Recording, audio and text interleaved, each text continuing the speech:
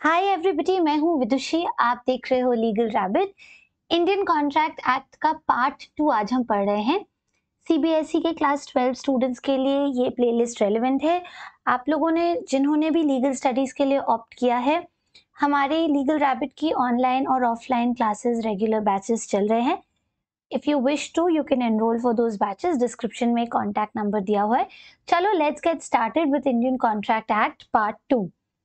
Indian contract Act में contract की definition दी गई है अंडर सेक्शन 2H, जिसमें बताया गया है what is a contract. Contract is an agreement that is enforceable by law. Right, तो अब इसको थोड़ा सा ब्रेकअप करते हैं। सिंपल कुछ इक्वेशंस में ब्रेकअप करके इसको जल्दी जल्दी समझेंगे। So an agreement plus enforceable by law equals to a contract. बस इस कॉन्ट्रैक्ट एक्ट में कॉन्ट्रैक्ट क्या है, इस डेफिनेशन को मैंने ब्रेकअप किया है। An agreement which is enforceable by law is a contract. ठीक है, अब अग्रीमेंट क्या होता है ये तो मैंने पहले क्लास में डिस्कस किया है। पहले के क्लासेस देख लेना, बहुत डिटेल में हमने डिस्कस किया है। When two or more people agree to do something, उनके बीच में किसी चीज को लेके कंसेंसस होता है तो वो एक अग्रीमेंट होता है। ठीक है, पर अग्रीमेंट को कॉन्ट्रैक्ट बनाने के लिए क्या चाहिए? एनफोर्सेबल बाय लॉ होना चाहिए। अब एनफोर्सेबल बाय लॉ के दो एलिमेंट्स होते हैं, legal intention and satisfies the essential elements of section 10. Right, so ये एनफोर्सेबल बाय लॉ के दो एलिमेंट्स है, legal intention and satisfies the essential elements of section 10। तो अब अगर हम अपना इक्वेशन फिर से लिखें तो क्या हम ये लिख सकते हैं कि N agreement plus legal intention plus satisfies the essential elements of section 10 equals to a contract. I think this much is clear. अभी बस ये इस इक्वेशन का ब्रेकअप समझ लो, बाद में इसको थोड़ा सा और डिटेल में समझ लेंगे।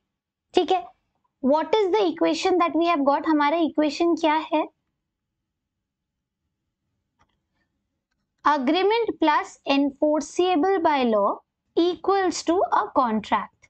Right, and enforceable by law में दो एलिमेंट्स आते हैं, legal intention plus essential elements of section 10 as per the Indian contract Act 1872।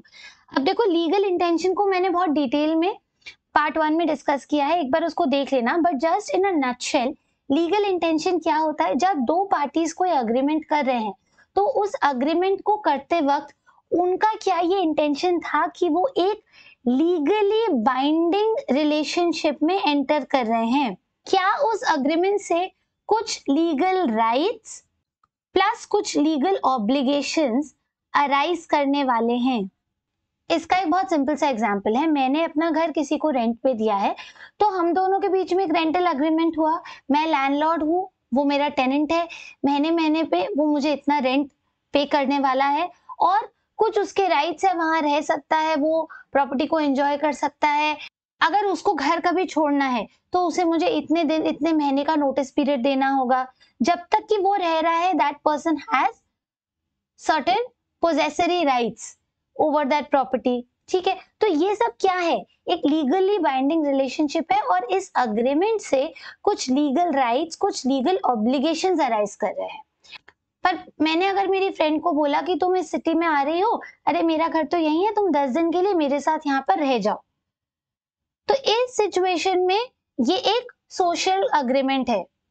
यहाँ पे अगर वो मेरे घर पे आके रहती है, 10 दिन बाद मैं उसको ये नहीं बोल सकती कि इतने पैसे दो, ये रेंट का पैसा हुआ है तुम्हारा और तुम नहीं दोगी तो मैं तुमको कोर्ट में लेके जाऊंगी। नहीं, क्योंकि ये एक सोशल अग्रीमेंट था। यहाँ पे जब मैंने और उसने अग्री किया, मैंने उसको इनवाइट किया, जब वो अग्री की, तो हमारा कोई लीगली बाइंडिंग रिलेशनशिप में जाने का इंटेंशन नहीं था। कोई लीगल राइट्स या लीगल ऑब्लिगेशंस इससे अराइज होंगे ये हमने नहीं इंटेंड किया था। पर जब मेरा किसी के साथ एक रेंटल अग्रीमेंट होता है तो मैं अपना घर रेंट पे दे रही हूँ as a landlord and that person is taking it as a tenant, it's a legally binding relationship. तो अग्रीमेंट बहुत टाइप के होते हैं, सोशल अग्रीमेंट्स होते हैं, डोमेस्टिक अग्रीमेंट्स होते हैं, कमर्शियल अग्रीमेंट्स होते हैं। जनरली क्या होता है कि जो कमर्शियल अग्रीमेंट्स होते हैं उनमें लीगल इंटेंशन होता है, जबकि जो सोशल डोमेस्टिक अग्रीमेंट्स होते हैं उनमें जनरली लीगल इंटेंशन नहीं होता है, पर कुछ एक्सेप्शंस में हो भी सकता है। खैर वो अभी आपके लिए जानना जरूरी नहीं है, आप बस इतना समझो कि लीगल इंटेंशन होना जरूरी है। लीगल इंटेंशन क्या होता है कि आप ये सोच रहे हो कि नहीं कि आप एक लीगली बाइंडिंग रिलेशनशिप में जाने वाले हो इस अग्रीमेंट से। अगर हाँ, तो आपके अग्रीमेंट में लीगल इंटेंशन है। और दूसरी चीज, essential elements of section 10। So Indian contract Act 1872 में जो सेक्शन 10 है वो कुछ एसेंशियल एलिमेंट्स बताता है। सेक्शन 10 के जो एलिमेंट्स है इनको सेटिस्फाई करना जरूरी है in order for a contract to be a valid contract. आई बात समझ में? तो अग्रीमेंट क्या होता है हमें पता है। एनफोर्सिबल बाय लॉ का मतलब क्या होता है? वो जो आप कोर्ट में जाके एनफोर्स कर सकते हो। अब वो होने के लिए क्या जरूरी है? Legal intention, essential elements. Legal intention क्या होता है आप समझ गए हो। एसेंशियल एलिमेंट्स ऑफ सेक्शन 10 अब हम एक एक करके पढ़ेंगे कि क्या क्या एलिमेंट्स होते हैं, right. Now as per section 10 of the Indian Contract Act 1872. These are the 5 essential elements of a valid contract. यानी ये 5 चीजें, competence of parties 1, free consent 2, lawful object 3, lawful consideration 4 and not expressly declared void under any law 5. ये 5 चीजें होना जरूरी है in order for a contract to be a valid contract. अब एक एक करके हम समझेंगे कि ये एलिमेंट्स क्या होते हैं। Competence of parties, capacity to contract. देखो competence of party section 10 of the Indian contract क्या बोलता है? That in order for a contract to be a valid contract, वो 5 एसेंशियल एलिमेंट्स को बताता है। उसमें से एक एलिमेंट क्या है? Competence of parties. इसका मतलब क्या? Parties must be competent to contract. Competent word का मतलब क्या होता है? बोलते ना कि दिस पर्सन इज कॉम्पिटेंट, ये कॉम्पिटेंट है ये करने के लिए, यानी कि करने के लायक, ठीक है। So parties must be competent to contract, they must have the capacity to contract. अब ये जो कैपेसिटी टू कॉन्ट्रैक्ट है ये किससे आती है? ये इन 3 चीजों से आती है। क्या क्या? Age of majority, sound mind and not disqualified under law. इसका मतलब अगर कोई एज ऑफ मेजॉरिटी के क्राइटेरिया को सेटिस्फाई करता है तो that person has capacity to contract and is competent to contract. अगर कोई साउंड माइंड के क्राइटेरिया को सेटिस्फाई करता है कॉन्ट्रैक्ट बनाते वक्त तो उसके पास कैपेसिटी टू कॉन्ट्रैक्ट है और वो कॉम्पिटेंट टू कॉन्ट्रैक्ट है। अगर कोई पर्सन जब कॉन्ट्रैक्ट बना रहा है तो that person is not disqualified under any law, तो उसके पास कैपेसिटी टू कॉन्ट्रैक्ट है और वो कॉम्पिटेंट टू कॉन्ट्रैक्ट है। आई बात समझ में? अब ये क्या होता है ये हम भी डिस्कस करेंगे, पर बस इतना सा याद रख लो। अब एक छोटा सा ट्रिक, इसमें क्या क्या है? Majority, sound mind and not disqualified under law, यानी कि MSD, ठीक है। अब इसको याद रखने का एक सिंपल सा एक ट्रिक ये है, DSM का एक निमोनिक बना लो, don't spend money.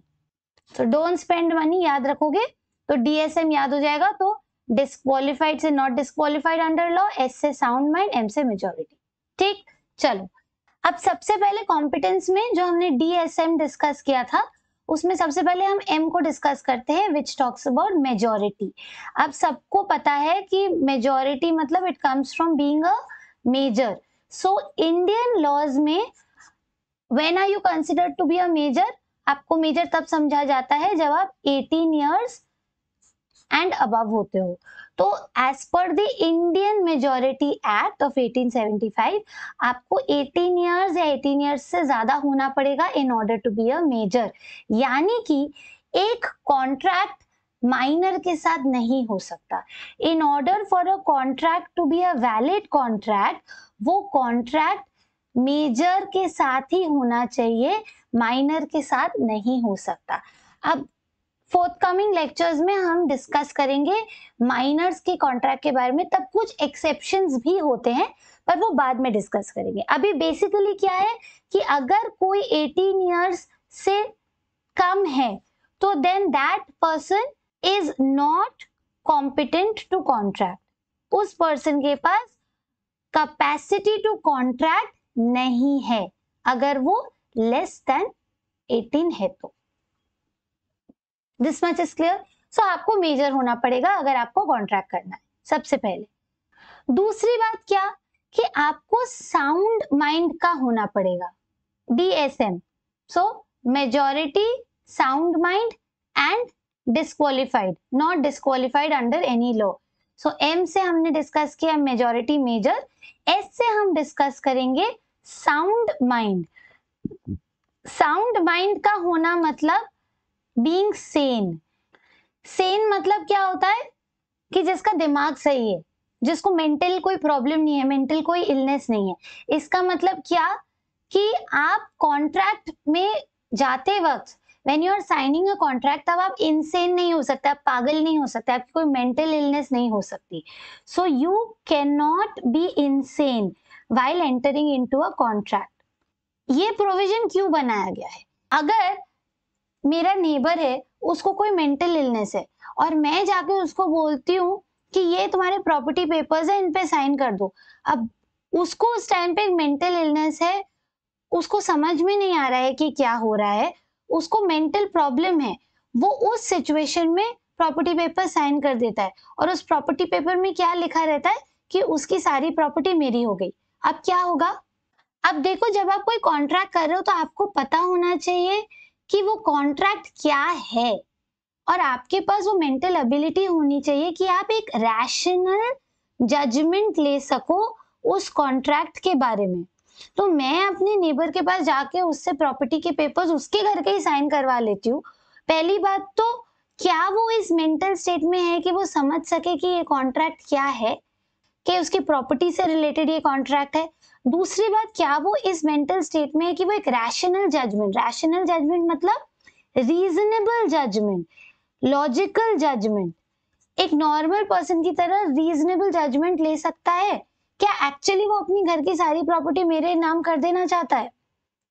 So that person who is entering into the contract, that person should know कि what is the contract and उस contract का जो consequence होने वाला है, वो अगर मेरा नेबर अगर अपने प्रॉपर्टी पेपर्स को साइन कर देता है तो उसकी सारी प्रॉपर्टी मेरी हो जाएगी, ये उस कॉन्ट्रैक्ट का कॉन्सिक्वेंस है।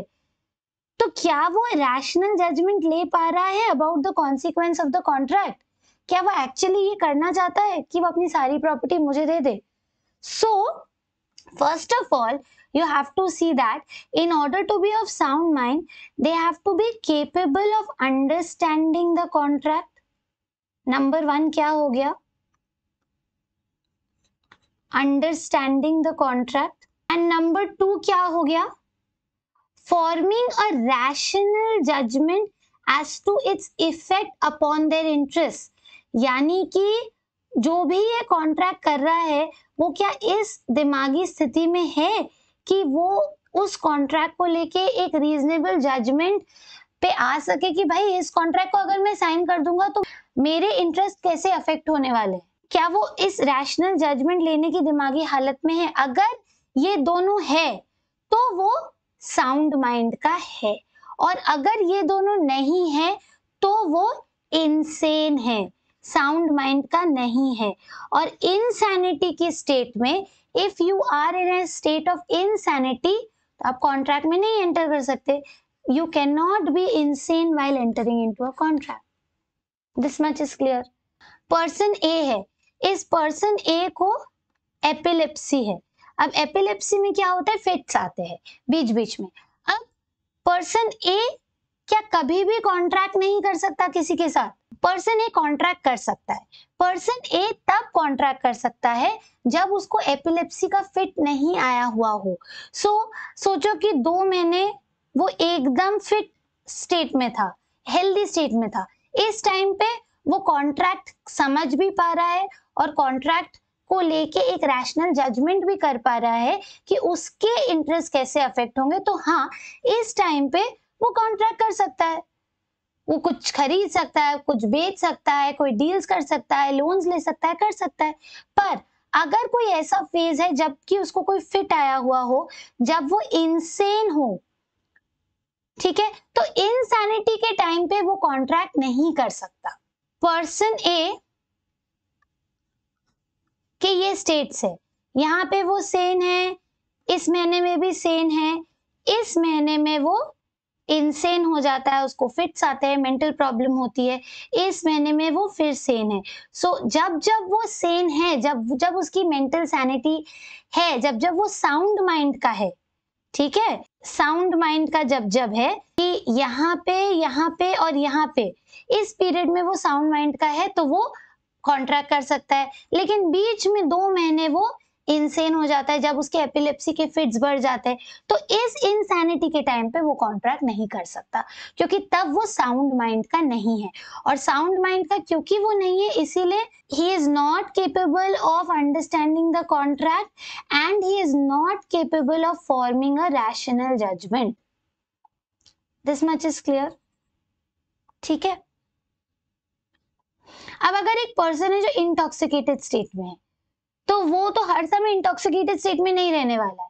कोई आज शाम को सारी शाम बहुत ही इंटॉक्सिकेटेड स्टेट में है, उसको आसपास की कोई खबर नहीं है, तो तब अगर उसको उससे जाके कोई एक डील करता है, वो तो शायद साइन कर दे बिना समझे कि कॉन्ट्रैक्ट क्या है, कॉन्ट्रैक्ट के का कॉन्सिक्वेंस क्या होगा। तो उस इंटॉक्सिकेटेड स्टेट में उसको इनसेन समझा जाता है, यानी उस इंटॉक्सिकेटेड स्टेट में उसको अनसाउंड माइंड का समझा जाता है। अब इसमें भी ये देखा जाता है कि इंटॉक्सिकेशन कितना है। कभी-कभी ऐसा होता है कि ऐसा इंटॉक्सिकेशन का स्टेट है जहां पे कि आप इंटॉक्सिकेटेड हो पर आप समझ पा रहे हो, ठीक है, तो ये सब चीजें ना कोर्ट में जाके प्रूव करनी होती है। बट बेसिकली ये याद रखो that you have to be of sound mind, and sound mind का होना मतलब you have to be capable of understanding the contract and you have to be capable of forming a rational judgment. अगर ये दोनों हैं, then आप essential elements of section 10 का एक क्राइटेरिया सेटिस्फाई करते हो of having the capacity to contract. तो जल्दी से हम क्या पढ़ रहे हैं? essential elements, right? याद आया? essential elements के अंडर section 10 जो है, under section 10 of the Indian contract Act 5 elements दिए गए हैं जो कि सेटिस्फाई होने जरूरी है in order for a contract to be a valid contract. अब इन 5 एलिमेंट्स में पहला एलिमेंट जो हम डिस्कस कर रहे हैं that is capacity to contract. Capacity to contract के अंडर हमने क्या निमोनिक बनाया था? DSM। M से मेजॉरिटी, 18 ईयर्स से ऊपर होना होगा आपको to in order to have capacity to contract. S से साउंड माइंड का होना पड़ेगा, और D से अब जो हम डिस्कस करेंगे that person who is entering into a contract should not be disqualified under any law. ठीक है, अब देखो कुछ लीगल प्रोविजंस ऐसे हैं जो कि स्पेसिफिकली ये बोलते हैं कि ये लोगों के साथ या ये लोग कॉन्ट्रैक्ट नहीं कर सकते। There are certain people who are disqualified as per law. ठीक है, इनमें जैसे कौन कौन लोग होते हैं? Declared insolvents, alien enemies, foreign diplomats. So ये कुछ लोग होते हैं जिनके साथ आप कॉन्ट्रैक्ट नहीं कर सकते। अब पहले डिस्कस करते हैं इंसॉल्वेंट्स के बारे में। देखो इंसॉल्वेंट कौन होता है? अगर एक पर्सन ए है, उस पर्सन ने होम लोन लिया है, कार लोन लिया है, क्रेडिट कार्ड पे बहुत खर्चे किए, सब कुछ किया है, लोगों से उधार लिया है, और उसके टोटल डेट्स है 50 लाख। पर उसकी जॉब चली गई है कुछ महीनों से, उसके बहुत हेल्थ इश्यूज भी थे जिसकी वजह से बहुत पैसे वैसे भी उसके खर्च हो गए, और अब उसके पास सेविंग मतलब अकाउंट में अभी उसके पास बस 30 लाख रुपीज है। ठीक है, तो वो क्या अपने 50 लाख रुपए का पूरा डेट तो नहीं रीपे कर पा रहा है। ठीक है, अब जो डेटर्स हैं, ठीक है, जिन्होंने उसको ये पैसे दिए, चाहे वो बैंक्स हो, चाहे जिनसे उसने गाड़ियां ली हो, होम लोन के लिए बैंक से उसने पैसे लिए हों। अब ये जो डेटर्स है ये कोर्ट में जा सकते हैं अपना ड्यू क्लेम करने के लिए। कोर्ट में जाके कोर्ट को बोल सकते हैं कि ए के पास हमारे इतने पैसे ड्यू है। अब कोर्ट ये देखेगा कि हाँ ए की फाइनेंशियल स्टेटस क्या है। अगर सच में ए की फाइनेंशियल स्टेटस अब ये है कि उसके पास पैसे ही नहीं है वापस लौटाने के लिए, उसके पास कुछ प्रॉपर्टी भी नहीं है जिसको बेच के वो पैसा दे सके, कुछ भी नहीं है, तो ए को क्या बताया जाएगा? ए को बोला जाएगा एज एन इंसॉल्वेंट। ठीक है, ये ए का स्टेटस हो जाएगा। अब जब तक कि ए का स्टेटस कोर्ट ने इंसॉल्वेंट रख के रखा है, यानी कि जब तक A is declared to be an insolvent by the court, उतने दिन तक A किसी के साथ कॉन्ट्रैक्ट नहीं कर सकता। अब अगर A ये सब ड्रामा होने के बाद ये सोचता है कि चलो मैं एक पर्सन से 10 लाख रुपए लोन लेके क्रेडिट पे अपना एक बिजनेस चालू करता हूँ, मेरा क्या पता बिजनेस चल जाए, तो नहीं, A ये कॉन्ट्रैक्ट नहीं कर सकता जब तक वो एक इंसॉल्वेंट डिक्लेयर किया हुआ है बाय द कोर्ट। ठीक है, so as per the law people who are insolvent are specifically not allowed to enter into a contract till the time that they are an insolvent। तो जब तक कोई insolvent है उस टाइम पीरियड में वो एक कॉन्ट्रैक्ट में नहीं एंटर कर सकता। So this is one example of specifically being disqualified under law. ठीक है, सो इंसॉल्वेंट्स आर स्पेसिफिकली डिस्क्वालिफाइड। दूसरी एक कैटेगरी ऑफ लोग जो भी स्पेसिफिकली डिस्क्वालिफाइड होते हैं वो होते हैं एलियन एनिमीज। एलियन एनिमीज को एक बार समझ लेते हैं। सोचो कि कंट्री ए और कंट्री बी, अब कंट्री ए का कंट्री बी के साथ एक वॉर चल रहा है, वॉर डिक्लेयर हुआ है। इस टाइम में कंट्री ए का कोई सिटीजन, सोचो कि एफ कंट्री बी के किसी सिटीजन के साथ, सिटीजन जी के साथ कोई कॉन्ट्रैक्ट नहीं कर सकता, क्योंकि सिटीजन जी यानी कि जिस कंट्री के साथ आपका वॉर है आपकी कंट्री का, उस कंट्री के सिटीजन को बोला जाता है एलियन एनिमी। सो अभी सिटीजन जी जो है वो कंट्री ए का एलियन एनिमी है कंट्री ए के लिए। ठीक है, अब अगर सिटीजन एफ जो है ये फैब्रिक मैन्युफैक्चर करता है और सिटीजन जी जो है इसका बहुत बड़ा एक रिटेल का बिजनेस है कपड़ों का कंट्री बी में। सिटीजन एफ चाहता है कि वो सिटीजन जी के साथ एक कॉन्ट्रैक्ट बनाए जिसमें कि वो उसको फैब्रिक सप्लाई करे जो कि सिटीजन जी आगे बेच सके कपड़े बना के अपने रिटेल शॉप में। तो सिटीजन एफ जब तक कि इन दोनों कंट्रीज के बीच में वॉर है तब तक सिटीजन जी के साथ ये नहीं कर सकता, क्योंकि सिटीजन जी तब के लिए एलियन एनिमी है। आई बात समझ में? So alien enemies are also specifically disqualified under the law. Foreign diplomats का क्या होता है, वो बहुत सारे there are certain specific circumstances where they may not be able to enter into contracts। वो इंटरनेशनल लॉ से रिलेटेड है तो थोड़ा कॉम्प्लेक्स है, अभी जानने की जरूरत नहीं है तो उसमें नहीं जा रहे। बेसिकली इंसॉल्वेंट और एलियन एनिमीज, बेसिकली इंसॉल्वेंट और एलियन एनिमीज का समझ के रखो। एंड एनी पर्सन जो कि कोई लॉ के अंडर डिसक्वालिफाइड है, जिसको कोई लॉ बोलता है कि नहीं आप इस पीरियड में कॉन्ट्रैक्ट नहीं कर सकते, तो वो कॉन्ट्रैक्ट नहीं कर सकता। That person is not competent to contract as long as the person is disqualified under a specific law. तो अगर आपको कॉन्ट्रैक्ट में एंटर करना है तो कॉन्ट्रैक्ट में एंटर करते वक्त you should not be disqualified under any law, या आप जिससे इसके साथ कॉन्ट्रैक्ट करो that person should not be disqualified under any law. तो अगर देखें as per the Indian contract Act, who lacks the capacity to contract, बहुत इजी है। अभी हमने क्या पढ़ा कि कैपेसिटी टू कॉन्ट्रैक्ट होने के लिए क्या क्या चीजें चाहिए। कॉम्पिटेंट टू कॉन्ट्रैक्ट होने के लिए चाहिए majority, sound mind and not disqualified under any law. DSM याद आया? DSM। तो then as per the Indian contract act, who lacks the capacity, यानी किसके पास कैपेसिटी नहीं है कॉन्ट्रैक्ट करने की, कौन कॉम्पिटेंट नहीं है कॉन्ट्रैक्ट करने का, जो कि मेजर नहीं है। So who is not a major जो कि साउंड माइंड का नहीं है जब कॉन्ट्रैक्ट कर रहा है, not of sound mind, remember not of sound mind while making the contract, आगे पीछे से नहीं फर्क पड़ता, जब आप कॉन्ट्रैक्ट साइन कर रहे हो तब आपका साउंड माइंड है कि नहीं, that is important. And person who is disqualified under any law, ये तीनों चीजें अगर है तो कैपेसिटी टू कॉन्ट्रैक्ट नहीं है, और ये तीनों चीजें अगर है तो कैपेसिटी टू कॉन्ट्रैक्ट है। So this much is clear. अब हम नेक्स्ट क्लास में नेक्स्ट फ्यू एसेंशियल एलिमेंट्स को पढ़ेंगे। टिल देन अगर पार्ट 1 नहीं देखा है तो उसको देख लो।